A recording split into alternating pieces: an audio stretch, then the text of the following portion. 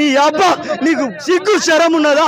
ఈ ప్రాంత ప్రజలు ఓట్లేస్తే మమ్మల్ని ఇంత దౌర్భాగ్యంగా, అదేవిధంగా ఈరోజు మా నాయకులు వస్తూ ఉంటే మా నాయకులని ముగ్గురు నాయకులు ఎలక్షన్ ముందు మీకు ఏమైనా కమిట్మెంట్ ఇచ్చిండా ఇట్లా ఫార్మ్? ఈ ప్రాంతంలో కొడంగల్ లిఫ్ట్ ఇరిగేషన్ ద్వారా నీళ్లు తెస్తామంటే మా ప్రజలంతా నమ్మి ఓట్లేసిండ్రు.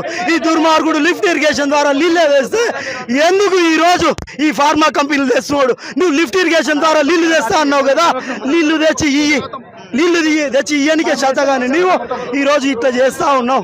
మా నాయకులని 100 మంది పోలీసులను పెట్టి దుర్మార్గంగా కార్లలో నుంచి గుంజుకొని పోయి గౌరవ ఎమ్మెల్సీ గారిని, మాజీ మంత్రివర్యులు శ్రీనివాస్ రెడ్డి గారిని, మాజీ ఎమ్మెల్యే నరేందర్ రెడ్డి గారిని నువ్వు పరిగి పోలీస్ స్టేషన్కి తరలించినావు. బిడ్డ గుర్తుపెట్టుకో, నువ్వు పరిగి పోలీస్ స్టేషన్ కాదు, తెలంగాణ రాష్ట్రంలో ఏ పోలీస్ స్టేషన్కి తరలించినా ఆ ప్రాంతంలో బీఆర్ఎస్ కార్యకర్త ఉంటాడు. నీ పోలీస్ స్టేషన్ ముట్టడిస్తాడు. ఖచ్చితంగా మా నాయకుల్ని